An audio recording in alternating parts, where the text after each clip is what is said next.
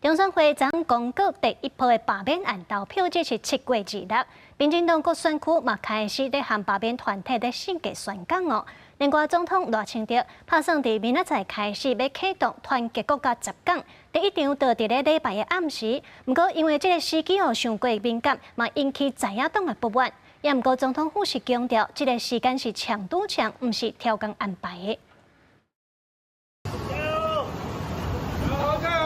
骑自行车，台中第6选区罢团甲中西东南4区民进党机关由台中文化中心出发，沿旧城区西，沿路吹票，最后到终点台中公园。大罢免，大成功。头一波罢免案投票日确定伫7月2日举行，民进党党公职就见到为止，串联成安选区罢团展开6节。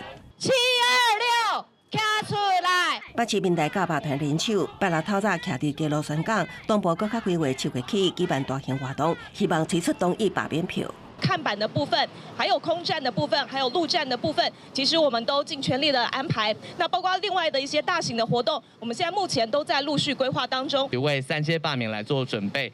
那今天呢，我们其实所有的志工其实都非常的期待，接下来办的任何陆战活动，我们都会把强度再度升高。总统府早起也召开记者会，宣布赖清德总统下位礼拜2起去各大社团进行团结国家10讲，重心分别是国家团结宪政体制、国防。 外交两岸民主和平欢迎均衡台湾，对下乡宣讲后在党支持，若要团结爱先停止大罢免，呼风回应。总统谈话甲公民团体活动无关系。罢免其实是公民团体自觉所发起的运动，没有人有办法主导，自然也没有任何人是可以去停止的。总统也一直想要表达说，他对团结国家、对国家主权，还有对维持台海和平稳定的现状是非常的重视，这不是这几天的临时起意。呼风强调。